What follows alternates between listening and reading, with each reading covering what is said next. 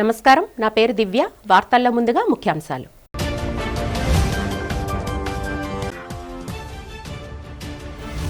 శాసనసభలో వచ్చే ఆర్థిక సంవత్సర బడ్జెట్ను ప్రవేశపెట్టిన రాష్ట్ర ఆర్థిక మంత్రి పయ్యావుల కేశవ్. ఈ బడ్జెట్తో విధ్వంసం నుంచి వికాసం వైపు రాష్ట్రం పరుగులు తీస్తుందని వెల్లడి.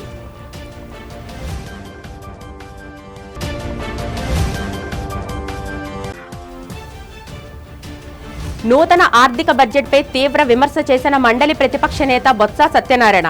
సభలో ఆ నలుగురిని పొగడమే పనిగా మంత్రి బడ్జెట్ ప్రసంగం కొనసాగిందని ఎద్దేవా.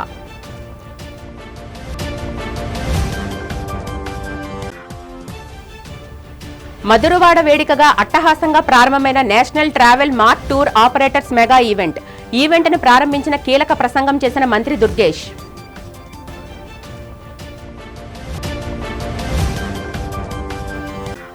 ఏపీడబ్ల్యూజేఎఫ్ ఆధ్వర్యంలో జరగనున్న చెలో విజయవాడ కార్యక్రమం విజయవంతం చేయాలని పిలుపునిచ్చిన రాష్ట్ర కార్యదర్శి ఆంజనేయులు గంట్ల శ్రీనుబాబు. జర్నలిస్టుల సంక్షేమమే తమ లక్ష్యమని వెల్లడి. ఆంధ్రప్రదేశ్ ముఖ్యమంత్రి నారా చంద్రబాబు నాయుడు అధ్యక్షతన సచివాలయంలో రాష్ట్ర మంత్రివర్గం కీలక భేటీ నిర్వహించింది. రాష్ట్ర ఆర్థిక అభివృద్ధి, ప్రజా సంక్షేమమే ధ్యేయంగా రూపొందించిన 2026-27 వార్షిక బడ్జెట్కు మంత్రిమండలి ఏకగ్రీవంగా ఆమోదం తెలిపింది. సమావేశం ప్రారంభంలో ఆర్థిక మంత్రి పయ్యావుల కేశవ్ రాబోయే ఆర్థిక సంవత్సరానికి సంబంధించిన బడ్జెట్ ప్రతులను ముఖ్యమంత్రి చంద్రబాబు నాయుడు, ఉప ముఖ్యమంత్రి పవన్ కళ్యాణ్కు అధికారికంగా అందజేశారు.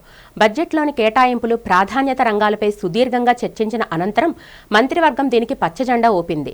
కేబినెట్ ఆమోదం పొందిన వెంటనే ఆర్థిక మంత్రి పయ్యావుల కేశవ్ అసెంబ్లీలో బడ్జెట్ను ప్రవేశపెట్టారు.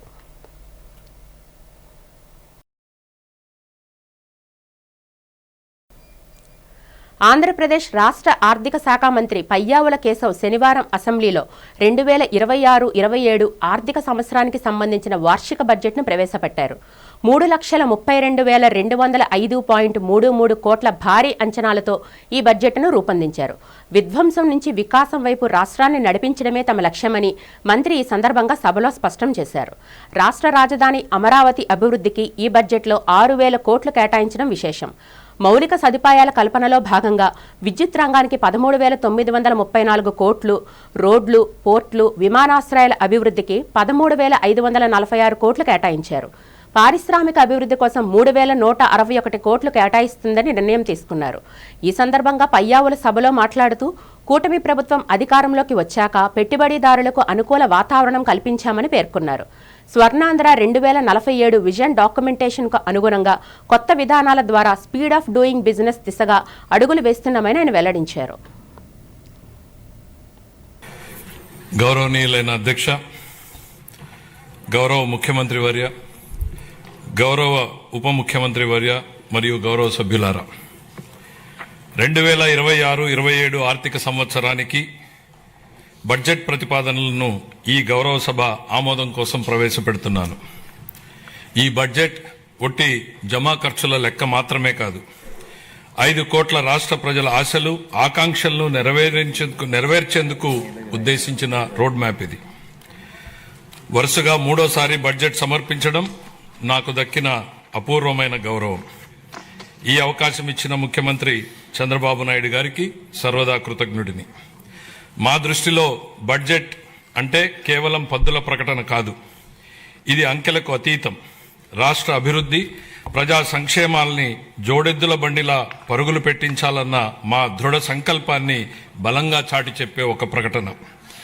ఈ బడ్జెట్ సాగునీటి కోసం ఎదురుచూసే రాయలసీమ రైతుల కలల్ని సాకారం చేసేది, అవకాశాల కోసం ఎదురుచూస్తున్న శ్రీకాకుళం జిల్లాలోని యువ పట్టభద్రులకు గుండె నిబ్బరాన్నిచ్చేది, భవిష్యత్తుపై కొండంత ఆశతో కుటుంబాన్ని నడిపిస్తున్న నెల్లూరు గృహిణికి భరోసానిచ్చేది, కోస్తాలోని మహిళా పారిశ్రామికవేత్తలతో స్ఫూర్తిని నింపేది. కూటమి ప్రభుత్వం ప్రవేశపెట్టిన బడ్జెట్ ప్రజలను మోసం చేసేలా ఉందని శాసన మండలి విపక్ష నేత బొత్స సత్యనారాయణ మండిపడ్డారు. అసెంబ్లీ మీడియా పాయింట్ వద్ద ఆయన మాట్లాడుతూ బడ్జెట్పై తీవ్ర విమర్శలు గుప్పించారు. బడ్జెట్ ప్రసంగంలో మొదటి 8 పేజీలు చంద్రబాబు, మోదీ, పవన్, లోకేష్లను పొగుడుకోవడానికి సరిపోయిందని, గత ప్రభుత్వాన్ని విమర్శించడమే పనిగా పెట్టుకున్నారని దుయ్యబట్టారు. గత వైసీపీ ప్రభుత్వంలో 0 వడ్డీ రుణాలు టంచన్గా ఇచ్చామని, ఈ బడ్జెట్లో ఆ ఊసే లేదని ధ్వజమెత్తారు. రైతులకు మద్దతు ధర గురించి ఎక్కడా ప్రస్తావించలేదని, కౌలు రైతులకు జరిగిన నష్టపరిహారంపై స్పష్టత లేదని విమర్శించారు. తాము 3.20 లక్షల కోట్లు మాత్రమే అప్పు చేస్తే 9 లక్షల కోట్లు అని తప్పుడు ప్రచారం చేస్తున్నారని ఆగ్రహం వ్యక్తం చేశారు. ఈ బడ్జెట్ వల్ల ఏ వర్గానికి ఉపయోగం లేదని, దీనిపై రాబోయే రోజుల్లో పోరాటం చేస్తామని, మండలిలో ప్రభుత్వాన్ని చొక్కా పట్టుకుని మరీ నిలదీస్తామని బొత్స హెచ్చరించారు. ఆత్మస్థుతి పరనంద అంటే వాళ్ళు పొగుడుకోవడం, మా అబ్బాయి గత ప్రభుత్వం అని చెప్పి మా మీద వచ్చి నిందలు. ఈ ప్రభుత్వాన్ని ఎందుకు ఇచ్చారు? గత ప్రభుత్వం మంచి చేసిన పక్క పెట్టి నువ్వు ఉద్ధరిస్తావని కదా, మీరు ఉద్ధరిస్తారని కదా మీకు అధికారం ఇచ్చారు అని చూస్తే ఒక 100 సార్లు వచ్చి చంద్రబాబు నాయుడు గారి పేరు, ఒక 75-80 సార్లు వచ్చి లోకేష్ గారి పేరు, ఒక 50 సార్లు వచ్చి నరేంద్ర మోడీ గారి పేరు, ఒక 20 సార్లు వచ్చి పవన్ కళ్యాణ్ గారి పేరు. ఇదే అసలే ఏ సెక్షన్ కూడా రైతాంగానికి సంబంధించి బడ్జెట్ లాస్ట్ ఇయర్ ఎన్ని సమస్యలు వచ్చాయి, ఎంత ఇబ్బందులు వచ్చాయండి రాష్ట్రంలో? ఏ ఒక్కదానికి ఎంత మద్దతు ఇచ్చిన నేపథ్యం ఉందండి? పొగాకు కానీ, కోకోకు కానీ, మిర్చికి కానీ, మామిడికి కానీ, జొన్నలకు కానీ, ఎక్కడైనా సరే మా కంట్రిబ్యూషన్ చేశారా? చేయలే. గొప్పగా చూపెడతారు మేము వచ్చి 400 కోట్లతో చేశామని చెప్పి. కేంద్ర కమ్యూనికేషన్స్ మంత్రి జ్యోతిరాదిత్య సింధియా ఈ నెల 22న గుంటూరు జిల్లాకు రానున్నారని కేంద్ర గ్రామీణాభివృద్ధి శాఖ సహాయ మంత్రి డాక్టర్ పెమ్మసాని చంద్రశేఖర్ తెలిపారు. గుంటూరు జిల్లా చేబ్రోలు మండలంలోని నారా కోడూరులో పైలట్ ప్రాజెక్టు కింద నిర్మించిన సమృద్ధి గ్రామ్ ఫిజికల్ సర్వీసెస్ సెంటర్ను ప్రారంభించనున్నారని చెప్పారు. ఈ సందర్భంగా ఆయన మీడియా ప్రతినిధులతో మాట్లాడుతూ దేశవ్యాప్తంగా 3 ప్రాజెక్టుల్లో ఇది ఒకటి కాగా మిగిలినవి మధ్యప్రదేశ్, ఉత్తరప్రదేశ్లో మంజూరయ్యాయని అన్నారు. భారతనెట్ మౌలిక సదుపాయాలను వినియోగిస్తూ గ్రామీణ భారతాన్ని భౌతిక, డిజిటల్ సేవల సమన్వయంతో అభివృద్ధి చేయాలనే లక్ష్యంతో కమ్యూనికేషన్స్ మంత్రిత్వ శాఖ ఈ సర్వీసెస్ పైలట్ ప్రాజెక్టును అమలు చేస్తున్నట్లు తెలిపారు. భారతనెట్ కనెక్టివిటీ ద్వారా అవసరమైన సేవలను సులభంగా, స్థిరంగా అందించడంతో గ్రామీణ ప్రజలు డిజిటల్ పరివర్తన ప్రయోజనాలను పొందేలా చేయడం ప్రాజెక్టు ఉద్దేశమన్నారు.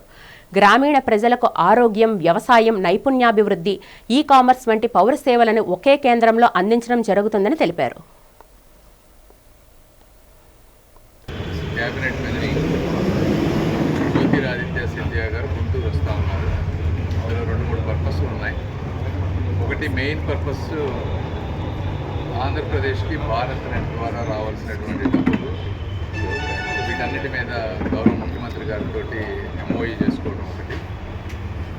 రెండోది ఆంధ్రప్రదేశ్లో ఉన్నటువంటి పోస్టల్ ఉద్యోగులందరినీ కూడా మోటివేట్ చేసే విధంగా, పోస్టల్ డిపార్ట్మెంట్ని నెక్స్ట్ లెవెల్కి తీసుకువెళ్ళే విధంగా చేయడంలో బాగా పనిచేసే వాళ్ళందరినీ సత్కరించడం, వాళ్ళ మోటివేటింగ్ స్టోరీస్ని మిగిలిన వారికి చెప్పడం స్టేజ్ ద్వారా, ఆ విధంగా మిగిలిన వాళ్ళందరినీ కూడా మోటివేట్ చేయడం అదొక కార్యక్రమం. దాదాపు 8 నుంచి 9 వేల మంది పోస్టల్ ఉద్యోగులు ప్రాంతంలో అసెంబ్లీలు అవుతారు.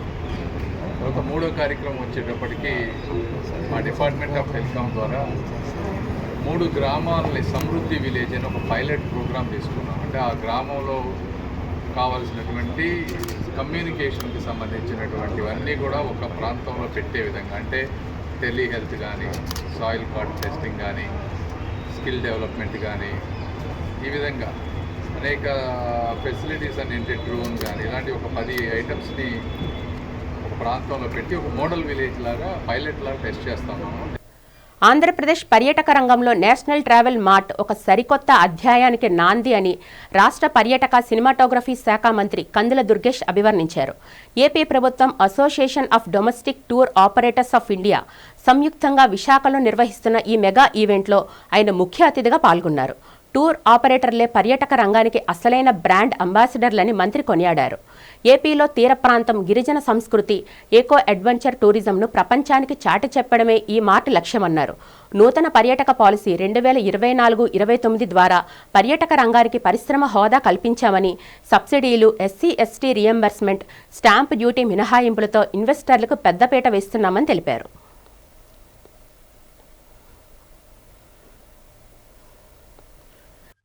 ఆంధ్రప్రదేశ్ రాష్ట్రంలో ఈ మధ్యకాలంలో పర్యాటక రంగంలో వస్తున్నటువంటి వినూత్నమైనటువంటి మార్పులు కానీ, అభివృద్ధి కానీ, ఒక్కొక్కటిగా రాష్ట్రాన్ని ప్రపంచ పర్యాటక గమ్యస్థానంగా చేర్చే విధంగా కార్యక్రమాలు నడుస్తూ ఉన్నాయి. అందులో భాగంగా ఇవాళ ప్రభుత్వం తీసుకునేటువంటి విధాన నిర్ణయాలు, వాటిని క్షేత్రస్థాయిలో అమలు చేయాలంటే కావలసినటువంటి ముఖ్యమైన వ్యక్తుల్లో టూర్ ఆపరేటర్స్ కూడా చాలా ప్రధానమైన వ్యక్తులు. అందుకే ఇవాళ విజయమోహన్ గారు దీని టూర్ ఆపరేటర్స్ సంబంధించినటువంటి ఒక పెద్ద కార్యక్రమాన్ని, ఇది కేవలం ఆంధ్రప్రదేశ్కు మాత్రమే పరిమితం కాకుండా యావత్ భారతదేశానికి సంబంధించినటువంటి వారు, కొంతమంది మలేషియా లాంటి దేశాల నుంచి కూడా కొంతమంది వచ్చారు. వీరందరూ కలిసి ఇక్కడ 2 రోజుల ఈ వర్క్షాప్లో ఒక పక్కన ఆంధ్రప్రదేశ్లో టూరిజంని ఏ రకంగా అభివృద్ధి చేయాలి, అదేవిధంగా ఇక్కడ ఉన్నటువంటి ప్రధానమైనటువంటి సందర్శక క్షేత్రాలు ఏవైతే ఉన్నాయో వాటన్నిటిని కూడా ప్రపంచవ్యాప్తంగా తెలియజేయడం ఎలాగనేటువంటి దాని మీద చర్చ జరుగుతుంది. కొన్ని ప్రదేశాలను వారు చూడడం కూడా జరుగుతుంది. ఇవాళ ఆంధ్రప్రదేశ్ రాష్ట్ర ప్రభుత్వం, ముఖ్యమంత్రి చంద్రబాబు నాయుడు గారు, ఉప ముఖ్యమంత్రి పవన్ కళ్యాణ్ గారి నేతృత్వంలో మనకి కొత్త పాలసీని తీసుకురావడం, అదేవిధంగా టూరిజంకి పారిశ్రామిక హోదా కల్పించడం, ఇవన్నీ మనకు తెలిసిన అంశాలే. విశాఖలో జరగనున్న ఐఎఫ్ఆర్ నేపథ్యంలో పర్యావరణ పరిరక్షణలో భాగంగా నగర పోలీస్ కమిషనర్ శంఖభద్ర బాగ్చి వినూత్న కార్యక్రమానికి శ్రీకారం చుట్టారు. శనివారం ఉదయం బీచ్ పరిసర ప్రాంతాల్లో నిర్వహించిన క్లీనింగ్ డ్రైవ్లో ఆయన స్వయంగా పాల్గొని సిబ్బందిలో ఉత్సాహాన్ని నింపారు. పోలీస్ అధికారులతో కలిసి తీర ప్రాంతంలోని వ్యర్థాలను తొలగించారు. బీచ్ రోడ్డు పొడవునా పేరుకుపోయిన ప్లాస్టిక్ కవర్లు, గాజు ముక్కలు, లోహపు వ్యర్థాలు మరియు ఇతర చెత్తను సిపి స్వయంగా ఏరివేసి పారిశుద్ధ్య కార్మికులకు ఆదర్శంగా నిలిచారు. తీర ప్రాంతాల పరిశుభ్రత కేవలం అధికారుల బాధ్యత మాత్రమే కాదని, పర్యావరణంపై ప్రతి ఒక్కరికి అవగాహన ఉండాలని ఈ సందర్భంగా సిపి పేర్కొన్నారు. కేంద్ర ప్రభుత్వం పిలుపునిచ్చిన స్వచ్ఛత్ హీ సేవ వంటి జాతీయ కార్యక్రమాల్లో ప్రతి పౌరుడు భాగస్వామి కావాలని ఆయన కోరారు. పర్యాటక రంగాలను పరిశుభ్రంగా ఉంచుకోవడం మనందరి బాధ్యత. ఇలాంటి కార్యక్రమాలు పర్యావరణంపై ప్రజల్లో చైతన్యం నింపుతాయన్నారు. బాధ్యత గల పౌరులకు ప్రతిరోజు పర్యావరణ పరిరక్షణ దినోత్సవమని కాకినాడ జిల్లా అటవీశాఖ అధికారి ఎన్ రామచంద్రరావు పేర్కొన్నారు. శనివారం మధ్యాహ్నం అటవీశాఖ కార్యాలయంలో ఆదిత్య విద్యా సంస్థ, all is well, green climate team ఎన్జీఓల నేతృత్వంలో పర్యావరణ పరిరక్షణ దినోత్సవాల కాలమానిని జిల్లా అటవీశాఖ అధికారి ఆవిష్కరించిన తర్వాత మాట్లాడారు. ప్రతి ఒక్కరూ పర్యావరణ హితంగా జీవించాలని, లేకుంటే పెను నష్టం ఏర్పడుతుందని పేర్కొన్నారు. ఈ కాలమానిని వినియోగించి పర్యావరణ పరిరక్షణకు కృషి చేయాలని అన్నారు. పర్యావరణ పరిరక్షణ మనందరి బాధ్యతను వివరించారు. స్వచ్ఛాంధ్ర కార్పొరేషన్ డైరెక్టర్ నాగలక్ష్మి మాట్లాడుతూ ప్రకృతి వనరుల పరిరక్షణ కోసం ప్రతి ఒక్కరూ కృషి చేయాలని కోరారు. స్వచ్ఛాంధ్ర, స్వర్ణాంధ్ర కార్యక్రమాలు జయప్రదం చేయాలని కోరారు. ఈ కార్యక్రమంలో birdsmen K Mrityunjayarao, all is well ప్రతినిధి Kishore, green climate team NGO వ్యవస్థాపక కార్యదర్శి జేవి రత్నం పాల్గొన్నారు.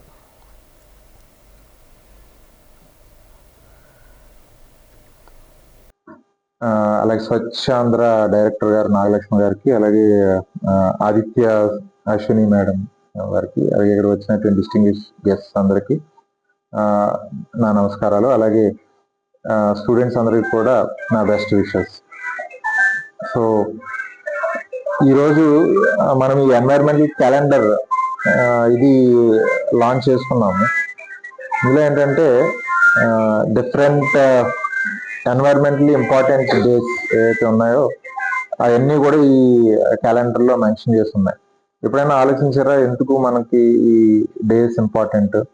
ఒకరోజు స్పారో డే అంటున్నాము, ఒకరోజు వాటర్ డే అంటున్నాము, ఒకరోజు ఫారెస్ట్రీ డే అంటున్నాము.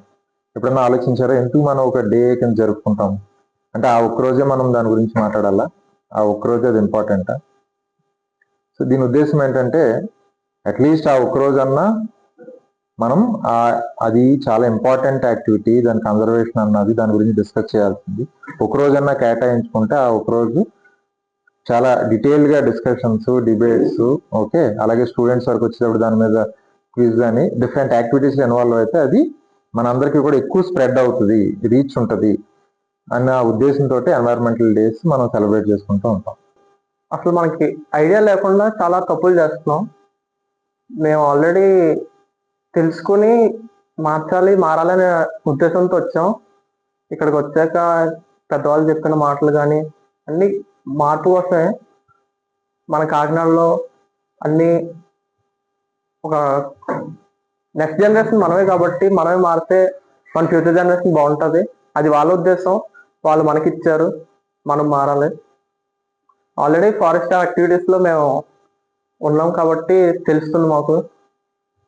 అందరు స్టూడెంట్స్ లాగే మేము కాదు, కొద్దిగా స్పెషల్ మేము. ఈ స్పెషాలిటీని అందరికీ అందించాలి. ఈ రోజు సార్ అండ్ మేడం వాళ్ళందరూ ఇచ్చిన ఇన్ఫర్మేషన్ మాకు చాలా అర్థమైంది. అండ్ మేము పర్యావరణాన్ని కాపాడాలి అనుకుంటున్నాము. ఇంకా ఫారెస్ట్ యాక్టివిటీస్ లో కూడా మేము చాలా ఇన్వాల్వ్ అయ్యాము. ఆంధ్రప్రదేశ్లో 2005 నుంచి అత్యవసర సేవలు అందిస్తున్న 108 కాంట్రాక్టు సిబ్బంది ఎదుర్కొంటున్న సమస్యలను ప్రభుత్వం తక్షణమే పరిష్కరించాలని ఏపీ 108 కాంట్రాక్ట్ ఎంప్లాయీస్ యూనియన్ రాష్ట్ర అధ్యక్షుడు ఎం కిరణ్ కుమార్ డిమాండ్ చేశారు. శనివారం విశాఖలో ఏర్పాటు చేసిన విలేకరుల సమావేశంలో ఆయన మాట్లాడుతూ సిబ్బంది పట్ల ప్రభుత్వం మరియు యాజమాన్యాలు నిర్లక్ష్యంగా వ్యవహరిస్తున్నాయని మండిపడ్డారు.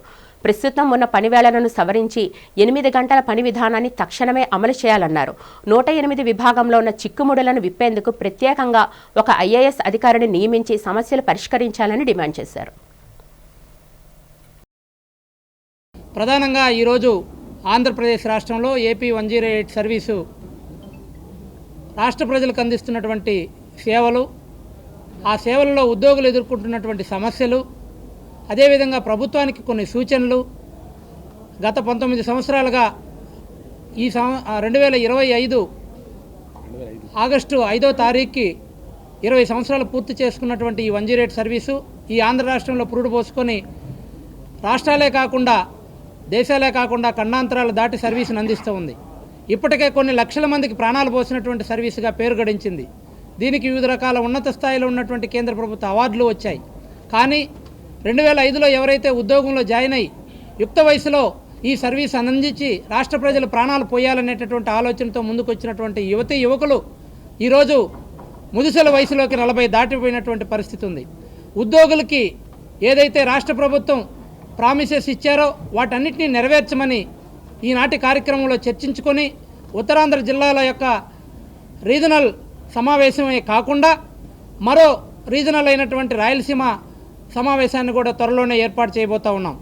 ఈ సమావేశంలో ఉద్యోగుల అన్ని జిల్లాలతో 6 జిల్లాలతో ప్రతి విషయాల్ని చర్చించి ఉద్యోగులకు సంబంధించినటువంటి ఆర్థికపరమైనటువంటి అంశాలు, సర్వీసుకు సంబంధించినటువంటి అంశాలు, భవిష్యత్తు కార్యాచరణ వీటన్నిటి మీద కూడా సుదీర్ఘంగా చర్చించిన తర్వాత ఈ చర్చలో ఈ సమావేశంలో తీసుకున్నటువంటి తీర్మానాలని ఇటు రాష్ట్ర ప్రభుత్వం వారికి మరియు భవ్య యాజమాన్యం వారికి కూడా అందించడం జరుగుతుంది. రాష్ట్ర వ్యాప్తంగా జర్నలిస్టులకు సంబంధించిన అపరిష్కృత సమస్యలు పరిష్కారం కోసమే చెలో విజయవాడ కార్యక్రమాన్ని నిర్వహించనున్నట్లు ఆంధ్రప్రదేశ్ వర్కింగ్ జర్నలిస్టుల ఫెడరేషన్ రాష్ట్ర ప్రధాన కార్యదర్శి జి ఆంజనేయులు, జాతీయ జర్నలిస్టుల సంఘం కార్యదర్శి, ఆంధ్రప్రదేశ్ వర్కింగ్ జర్నలిస్టుల ఫెడరేషన్ రాష్ట్ర కార్యదర్శి గంట్ల శ్రీనుబాబు, విశాఖ జిల్లా అధ్యక్షులు పి నారాయణలు తెలిపారు. శనివారం డాబా gardens Vizag journalist forum press క్లబ్లో ఏర్పాటు చేసిన పాత్రికేయుల సమావేశంలో వారు మాట్లాడుతూ ప్రభుత్వాలు మారుతున్న జర్నలిస్టుల సమస్యలు మాత్రం పరిష్కారం కావటం లేదన్నారు. గత 2 ప్రభుత్వాల హయాంలో కూడా ఇళ్ల స్థలాలు, ఇళ్ల కోసం దరఖాస్తులు స్వీకరించినప్పటికీ ఎటువంటి ప్రయోజనం లేకుండా పోయిందన్నారు. అలాగే జర్నలిస్టులు పిల్లలకు ఉచిత విద్యను అందించాలని, జర్నలిస్టులకు ఉచిత వైద్యం అందించాలని కోరుతున్నామన్నారు.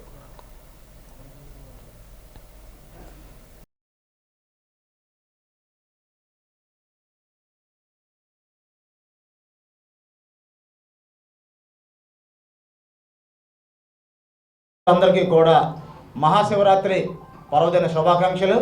మరి ఆ పరమేశ్వరుడి ఆశీస్సులు అందరికీ ఉండాలని కోరుకుంటూ రాష్ట్రంలో అపరిష్కృతంగా ఉన్న పెండింగ్ జర్నలిస్టుల సమస్యల పరిష్కారం కోసం చెలో విజయవాడ కార్యక్రమాన్ని సంకల్పించాలని చెప్పి మా రాష్ట్ర ప్రధాన కార్యదర్శి జె ఆంజనేయులు గారు అన్ని జిల్లాల్లో కూడా సన్నాహక సమావేశాలు నిర్వహించుకుంటూ వస్తున్నారు. ఇందులో భాగంగానే తొలుత సెంటిమెంట్గా శ్రీకాకుళం నుంచి ఈ సమావేశాలన్నీ కూడా మేము ప్రారంభించడం జరిగింది.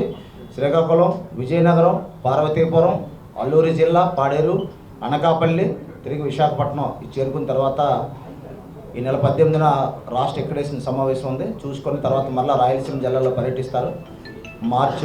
ఈ నెలాఖరికి కానీ మార్చి 7 అసెంబ్లీ సమావేశాలు ముగిసేలోపు చలో విజయవాడ కార్యక్రమం నిర్వహించడం, దాని వివరాలను ఆయన విపులంగా తెలియజేస్తారు. ఇక విశాఖపట్నం జిల్లా వరకు కూడా చూసుకుంటే మేము నిర్వహించిన సభ్యత్వ రెన్యువల్స్కు మంచి స్పందన లభించింది. సుమారు 600 మందికి పైగా వర్కింగ్ జర్నలిస్టులు మా యూనియన్లో సభ్యత్వాన్ని నమోదు చేసుకున్నారు. మేము ముందు నుంచి కూడా ఒకటే చెప్తున్నాం, ఇతర యూనియన్లలో సభ్యులుగా ఉన్నవారు మా యూనియన్లో సభ్యత్వం స్వీకరించాల్సిన అవసరం లేదు. ఎందుకంటే ఏదో ఒక యూనియన్కే పరిమితం కావాలని చెప్పాం. అయినప్పటికీ కూడా అందరూ ఆ నియమ నిబంధనలకు కట్టుబడి ఉంటామని చెప్పి దాదాపు 600 మందికి పైగా నమోదు చేసుకున్నారు. ఇంకా ఎవరైనా ఉంటే నమోదు చేసుకోవచ్చు. అలాగే ఆంధ్రప్రదేశ్ బ్రాడ్కాస్ట్ జర్నలిస్ట్ అసోసియేషన్ల సంయుక్త ఆధ్వర్యంలో చలో విజయవాడ కార్యక్రమాన్ని విజయవంతం చేయాలి అనే ఉద్దేశంతోనే అందులో భాగంగా ముందు ఉత్తరాంధ్ర జిల్లాల్లో పర్యటన చేశాం. దీనికి అద్భుతమైనటువంటి స్పందన వచ్చింది. 6 జిల్లాల్లో కూడా జర్నలిస్టులు మేము నిర్వహించిన సమావేశాల్లో పెద్ద సంఖ్యలో పాల్గొనడమే కాకుండా మేము హాజరవుతామని చెప్పారు.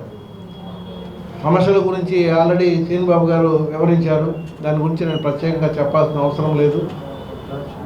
ఈవేళ మన పరిస్థితి చాలా దిగజారుతూ ఉన్నది. గతంతో పోలిస్తే మన వృత్తి చాలా కష్టంగా మారిపోయింది. ప్రభుత్వాలు లేకుంటే రాజకీయ పార్టీలు, అధికారులు ఈవేళ మనం చూస్తున్న వైఖరిలో అతిపెద్ద మార్పు కనిపిస్తూ ఉన్నది. మీరు గమనిస్తున్నారో లేదో. సోషల్ మీడియా వచ్చిన తర్వాత మనకి ఇంకా ప్రాధాన్యం పెరుగుతుంది అనే ఆలోచనలో ఉన్నాను నేను. కానీ సోషల్ మీడియా వచ్చిన తర్వాత మన మీడియాకు ప్రాధాన్యం తగ్గి ఇవాళ ప్రభుత్వాలు, రాజకీయ పార్టీలు కూడా సోషల్ మీడియాని ప్రమోట్ చేస్తున్నాయి తప్ప మన గురించి ఆలోచించడంలా. ఓబీసీలు దీర్ఘకాలికంగా ఎదుర్కొంటున్న సమస్యలను ప్రభుత్వం తక్షణమే పరిష్కరించాలని అఖిల భారత ఓబీసీ సంక్షేమ సంఘం జాతీయ అధ్యక్షుడు అంగిరేకుల వరప్రసాద్ డిమాండ్ చేశారు. శనివారం విశాఖపట్నంలో నిర్వహించిన సంఘం ముఖ్య సమావేశంలో ఆయన ముఖ్య అతిథిగా పాల్గొన్నారు. చట్టసభలలో ఓబీసీలకు ప్రత్యేక రిజర్వేషన్లు కల్పించాల్సిన అవసరం ఎంతైనా ఉందని ఆయన స్పష్టం చేశారు. ఓబీసీల సంక్షేమం కోసం కేంద్ర, రాష్ట్ర ప్రభుత్వాలు ప్రత్యేక మంత్రిత్వ శాఖలను ఏర్పాటు చేసి నిధులు కేటాయించాలని కోరారు. దశాబ్దాలుగా పెండింగ్లో ఉన్న సామాజిక, ఆర్థిక సమస్యలను ప్రభుత్వం సత్వరం పరిష్కరించాలని హితవు పలికారు. ఈ సమావేశం సందర్భంగా సంఘం నూతన కార్యవర్గాన్ని ప్రకటించారు. నూతనంగా ఎంపికైన ప్రతినిధులకు వరప్రసాద్ తన చేతుల మీదుగా నియామక పత్రాలను అందజేశారు. కొత్త కమిటీ ఓబీసీల హక్కుల సాధన కోసం క్షేత్రస్థాయిలో పోరాడాలని ఆయన పిలుపునిచ్చారు.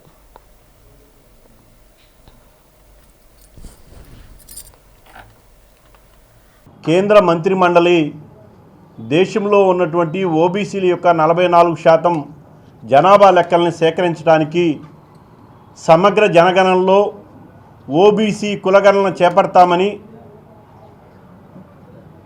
కేంద్ర మంత్రిమండలి తీసుకున్నటువంటి నిర్ణయాన్ని ఈ దేశంలో ఉన్నటువంటి 54% పైగా ఉన్నటువంటి ఓబీసీలందరూ కూడా సంతోషించారు. ఈ సందర్భంగా ప్రధానమంత్రి నరేంద్ర మోడీ గారికి, అదేవిధంగా కేంద్ర హోంశాఖ మంత్రులు అమిత్ షా గారికి మరి కృతజ్ఞతలు కూడా తెలియజేయడం జరిగింది. కానీ ఈరోజు జనగణన సేకరణ కోసం కేంద్ర హోం మంత్రిత్వ శాఖ విడుదల చేసినటువంటి గజెట్లో 33 కాలమ్స్ ఉంటాయి. ఆ 33 కాలమ్స్లో 12వ కాలంలో మరి గృహ స్థితిగతుల వివరాలని, అదేవిధంగా గృహ అవసరాల కోసం వినియోగించేటువంటి పరికరాల యొక్క స్థితిగతుల్ని సర్వేలో పొందుపరచడం జరుగుతుంది. ఈ 12వ కాలంలో ఎస్సీ ఎస్టీలని పొందుపరిచారు. కుటుంబ యజమానిగా ఎస్సీనా ఎస్టీనా అనేది పేర్కొనడం జరుగుతుంది. కానీ ఓబీసీలకి ప్రత్యేకమైనటువంటి కాలం చేర్చకపోవటం వల్ల దేశవ్యాప్తంగా తొలి విడత చేపట్టేటువంటి జనగణనలోనే ఓబీసీలకు తీవ్రమైనటువంటి అన్యాయం జరగబోతూ ఉంది. దీన్ని సహించేది లేదని ఈరోజు కేంద్ర ప్రభుత్వాన్ని హెచ్చరిస్తూ ఉన్నాం. ఈరోజు మంత్రిమండలి తీసుకున్నటువంటి నిర్ణయానికి దానికే అతిగతి లేకపోతే ఈ దేశ పరిపాలనా వ్యవస్థ మీద దాని యొక్క ప్రభావం ఉండదా అని ఈ సందర్భంగా కేంద్ర ప్రభుత్వాన్ని ప్రశ్నిస్తూ ఉన్నాం. ప్రజల ప్రాణాలతో చెలగాటమాడే మెడికల్ మాఫియాను అరికట్టాలని సీసీఐ డిమాండ్ చేసింది. ఈ సందర్భంగా శనివారం జిల్లా కలెక్టరేట్ కార్యాలయం వద్ద నిరసన ప్రదర్శన చేపట్టి డీఆర్ఓకి వినతిపత్రం అందజేశారు. అనంతరం సిపిఐ రాష్ట్ర సమితి సభ్యుడు ఎం పైడిరాజు, జిల్లా సహాయ కార్యదర్శి కె సత్యనారాయణ మీడియాతో మాట్లాడుతూ మెడికల్ మాఫియా ప్రజలు జీవించే హక్కుపై ప్రత్యక్షంగా దాడి చేసిందన్నారు. ప్రభుత్వ ఆసుపత్రుల్లో కనీస వసతులు కరువయ్యాయని, మందుల సరఫరాలో నిర్లక్ష్యం జరుగుతుందని ఆగ్రహం వ్యక్తం చేశారు. ప్రభుత్వ వైద్యం నిర్లక్ష్యానికి గురవుతుండటంతో ప్రైవేటు వైద్యశాలలు నగరంలో పుట్టగొడుగుల్లా నిర్మాణమవుతున్నాయని తెలిపారు. తీవ్రమైన అనారోగ్యం పాలైన వారికి అందించే వైద్యం విషయంలో ఫీజుల దోపిడీ లక్షల్లో ఉంటుందని, ప్రైవేటు ఆసుపత్రుల వైద్యం అంటేనే భయపడే పరిస్థితులు ఏర్పడ్డాయన్నారు. దీనికి నాణ్యత లేని బోగస్ మందులు విచ్చలవిడిగా మార్కెట్లో ప్రవేశిస్తున్నాయని, ఇది కేవలం వైద్య రంగ సమస్య మాత్రమే కాదని, ప్రజల ప్రాణాలపై జరుగుతున్న వ్యవస్థీకృత దోపిడీ అని సిపిఐ భావిస్తుందన్నారు. రాష్ట్రంలో పేద ప్రజానీకం మీద ప్రైవేట్ కార్పొరేట్ హాస్పిటల్స్ పరీక్షల పేరుతో, వైద్య పరీక్షల పేరుతో అనుమతులు లేని, లైసెన్సులు లేని ల్యాబులు, ధరలు వాటికి నచ్చిన ధరలు రేటు పెంచినటువంటి ఫార్మా కంపెనీలు మొత్తంగా 6 కోట్ల ఆంధ్రప్రదేశ్ ప్రజల మీద దాడి చేస్తున్నాయి. ఇది ఎంత అన్యాయం అంటే, అనారోగ్యంతో ఎవరైనా ఒక మనిషి ప్రైవేటు కార్పొరేట్ హాస్పిటల్లో జాయిన్ అయితే ఇక వాడి పని అయిపోయినట్టే. ల్యాబ్కి వైద్య పరీక్షల పేరు చెప్పి, స్కానింగ్ పేరు చెప్పి డాక్టర్లు, వైద్య పరీక్షల యజమానులు, కంపెనీల యజమానులు కుమ్మక్కై నిలువున ప్రజలను దోచుకు తింటున్నాయి. ఇంకొక పక్క ఫార్మా కంపెనీలు 10 రూపాయలు విలువ చేసే మందులు 1000 రూపాయలకు అమ్ముతున్నాయి. కార్పొరేట్ హాస్పిటల్ అయితే వాళ్ళ ఇష్టం, మనిషి ప్రాణం పోయినా డబ్బులు బిల్లు కట్టి ప్రాణం పోయిన మనిషిని తీసుకెళ్ళండి అనే పరిస్థితికి ఈ రాష్ట్రంలో ప్రైవేట్ కార్పొరేట్ హాస్పిటల్ వచ్చాయి. మహాశివరాత్రి బ్రహ్మోత్సవాల వేళ శ్రీశైల మల్లికార్జున స్వామికి సమర్పించే అత్యంత విశిష్టమైన పాగా ఉత్సవం వైభవంగా సాగుతుంది. ఇందులో భాగంగా విజయనగరం జిల్లా సంతకవటి మండలం పెనుబాక గ్రామం నుంచి బయలుదేరిన ఈ పాగా శనివారం విశాఖకు చెందిన శివభక్తుడు, ప్రముఖ వ్యాపారవేత్త పీలా అప్పలనాయుడు ఇంటికి చేరుకుంది. ఈ సందర్భంగా పీలా వెంకట అప్పలనాయుడు మాట్లాడుతూ, 3 తరాల అద్వితీయ శైవ క్షేత్రాల్లో మరెక్కడా లేని విధంగా కేవలం శ్రీశైలంలో జరిగే పాగాలంకరణకు ఆధ్యాత్మికంగా ఎంతో ప్రాముఖ్యత ఉందన్నారు. మహాశివరాత్రి పర్వదినాన లింగోద్భవ కాలంలో స్వామివారికి ఈ పాగాను అలంకరిస్తారని చెప్పారు. పెనుబాక గ్రామానికి చెందిన మంత్రల విలేజ్ సంజనమూర్తి, వీర్రాజు, తులసమ్మ దంపతులు ఈ అద్వితీయ సేవను 3 తరాలుగా భక్తి శ్రద్ధలతో నిర్వహిస్తున్నారని చెప్పారు. ఈ సందర్భంగా వారు మాట్లాడుతూ, లోక కళ్యాణం కోసం పాడి పంటలు బాగుండాలని కోరుకుంటూ ప్రతి ఏటా ఈ పాగాను శ్రీశైలం తీసుకెళ్లి స్వామివారికి సమర్పిస్తున్నామని చెప్పారు. ఈ సేవకు ఆర్థికంగా సహకరిస్తున్న పీలా వెంకట అప్పలనాయుడుకు ధన్యవాదాలు తెలిపారు.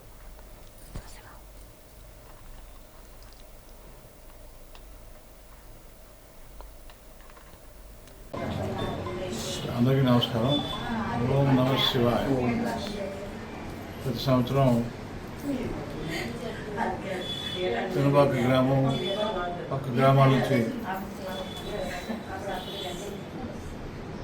ఈ యొక్క శ్రీశైల మల్లికార్జున స్వామివారికి బాగా భక్తి శ్రద్ధలతో ఈ నేత కార్మికులందరూ కూడా భక్తి శ్రద్ధలతో, ఉపవాస దీక్షలతో, మండల దీక్షతో వైకుంఠ ఏకాదశి నాడు ప్రారంభించి శివరాత్రికి ముగుస్తుంది. ఈ బాగా శ్రీశైల మల్లికార్జున స్వామి వారికి ఆ రోజు జరగబోయే కళ్యాణ మహోత్సవానికి పెళ్లి కుమారుడైనటువంటి పరమేశ్వరుడికి, అంటే మొత్తం క్షేత్రంతో ఈ శివుడే, ఆ శివుడికి ఆ ఆలయానికి, నందీశ్వరుడికి, శిఖరానికి కలిపి అన్ని నదులకి ఇటువంటి భాగాలు దేశం మొత్తం మీద 10-15 సుమారుగా వస్తాయి. అవన్నీ కూడా శిఖరానికి, నందీశ్వరుడికి కలిపి చూడతారండి. భ్రమరాంబ సమేత మల్లికార్జున స్వామి వారి పాద పద్మములకు ప్రణమిలుచు మాది సంతకవిటి మండలం మందరాడ గ్రామం, విజయనగరం జిల్లా. గత 9 సంవత్సరాలుగా మేము తలబాగాన్ని తయారు చేస్తున్నాం. ఈ తలబాగా ప్రాముఖ్యత 21 ఇంచి పొడవు, 365 మూర వెడల్పు, 365 మూర పొడవుండి వెడల్పు 21 ఇంచు ఉంటుంది. ఇది మహాశివరాత్రి పర్వదినాన భ్రమరాంబ సమేత మల్లికార్జున స్వామి వారికి మేము సమర్పించడానికి భక్తి శ్రద్ధలతో ఇది నేస్తూ గత 41 రోజులుగా స్వామివారి ఉపవాస దీక్షలతో నిష్ఠాగరిష్టతో భజనా కార్యక్రమాలతో, పూజా కార్యక్రమాలతో, భక్తి శ్రద్ధలతో ఒక 10 కుటుంబాలు దీనికి నాందిని పలికినటువంటి ముతికి వీర్రాజు తులసమ్మ దంపతులకు మా కుటుంబాలన్నీ సహకరించి మరి ఇది తయారు చేసే కార్యక్రమంలో భాగంగా అందరూ సహకరించి అందులో భాగంగా ఈరోజు మన స్వామివారికి సమర్పించడానికి మేము బయలుదేరాము. మరి రేపు మహాశివరాత్రి పర్వదినాన మరి ఎండోమెంట్ డిపార్ట్మెంట్కి స్వామివారి తలపాగను అందిస్తున్నాము. మరి ఈ తలపాగా స్వామివారిని మరి రాత్రి 12 గంటల సమయంలో శిఖరానికి స్వామివారికి తలపాగా చుడతారు. తలపాగా చుట్టడం అంటే దాని అర్థం ఏమిటంటే స్వామివారిని పెళ్లి కొడుకు చేయడం. వార్తలు ముగించే ముందు ముఖ్యాంశాలు మరొకసారి చూద్దాం.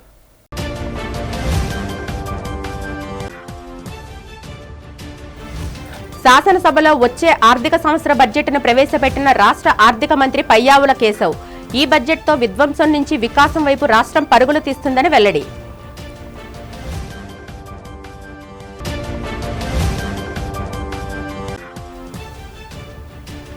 నూతన ఆర్థిక బడ్జెట్పై తీవ్ర విమర్శ చేసిన మండలి ప్రతిపక్ష నేత బొత్స సత్యనారాయణ. సభలో ఆ నలుగురిని పొగడమే పనిగా మంత్రి బడ్జెట్ ప్రసంగం కొనసాగిందని ఎద్దేవా.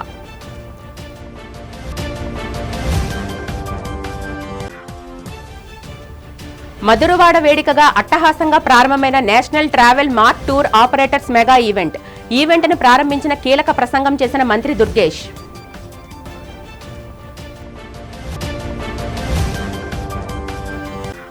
ఏపీడబ్ల్యూజేఎఫ్ ఆధ్వర్యంలో జరగనున్న చెలో విజయవాడ కార్యక్రమం విజయవంతం చేయాలని పిలుపునిచ్చిన రాష్ట్ర కార్యదర్శి ఆంజనేయులు గంట్ల శ్రీనుబాబు.